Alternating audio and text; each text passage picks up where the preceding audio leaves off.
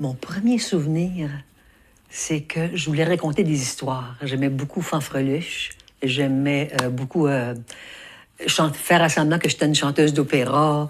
Je me prenais en maison. J'aimais la poésie. J'aimais les couleurs. Ma mère était aquarelliste. Alors, il y a toujours eu beaucoup de musique aussi. Mon père était drummer quand il était plus jeune. Alors, il y a toujours eu beaucoup de musique, de peinture. Mon grand-père était professeur de piano. Le soleil brille pour la dernière fois sur ce froid désert appelé ville. Je m'appelle France Gauthier, je suis chanteuse, comédienne et artiste visuelle.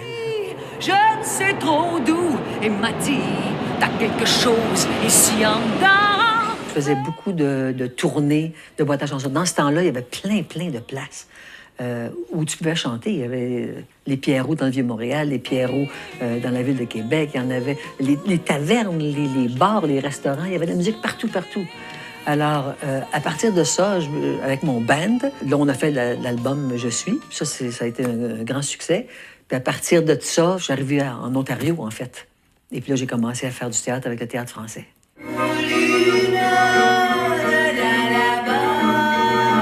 J'ai commencé à faire du théâtre à Montréal, après l'École nationale de théâtre, au Théâtre du Nouveau Monde, avec Ti Jésus Bonjour. C'était un rôle un personnage de 80. À ce moment-là, j'avais comme 25. Alors, c'était vraiment un personnage, là, la perruque et tout ça. Là. Comme ça. C'est ça. Alors, ça, c'était mon premier rôle, un rôle de composition. Puis quand je suis arrivée en Ontario, tout de suite, j'ai fait À toi pour toujours de Marie-Lou, le rôle de Carmen. J'adorais Carmen. Il y avait beaucoup de... Tu sais, c'était une chanteuse western, puis c'était du vécu difficile, puis ça. J'avais beaucoup d'affinité avec ce personnage-là. Et puis, à travers tout ça, évidemment, il y a toujours de la musique, les albums. À la suite de ça, j'ai fait une collection du Piaf, du Brel, du Aznavour. Et puis, on est parti en tournée avec ça. Un grand succès avec Brel que j'ai adoré. J'aime beaucoup les textes. Et puis les mélodies, évidemment.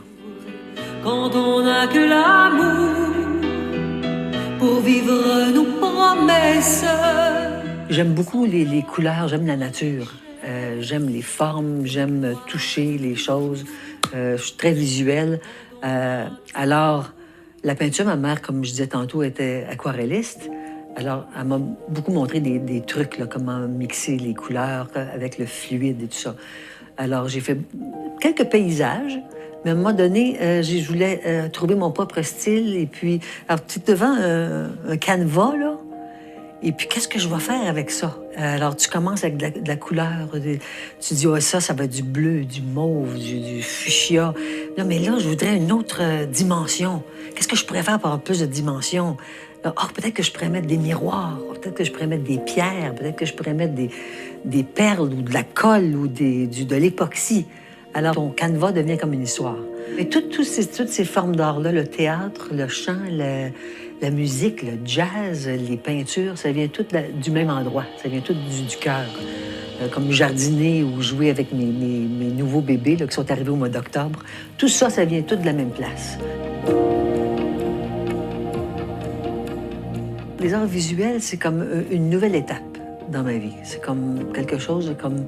Là, j'ai fini de... J'ai plus le goût de faire de grandes tournées, puis de partir sur la route, et puis tout ça. Et puis ça, les arts visuels, c'est vraiment très intime. Tu pars de rien, là. Tu pars de...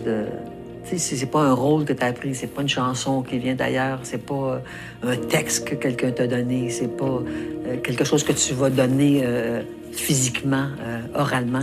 C'est vraiment quelque chose de super intime. Tu es devant une toile, puis qu'est-ce que je fais avec ça? Quand je commence une peinture, je suis extrêmement spontanée. Je suis très spontanée et très émotionnelle. Mais quand j'arrive devant la toile, c'est de l'explosion. Je pense pas trop.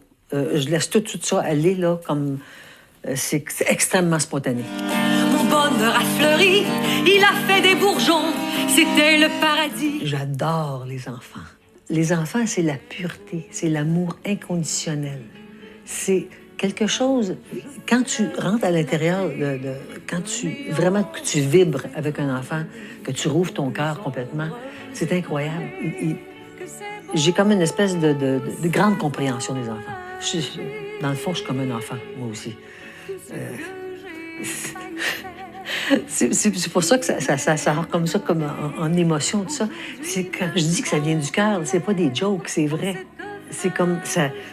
C'est pour ça que j'aime tellement les enfants. C'est tellement pur, c'est tellement vrai. Ça me rend tellement émotionnelle quand je pense aux enfants parce que c'est tellement beau. J'adore les enfants. Que c'est beau,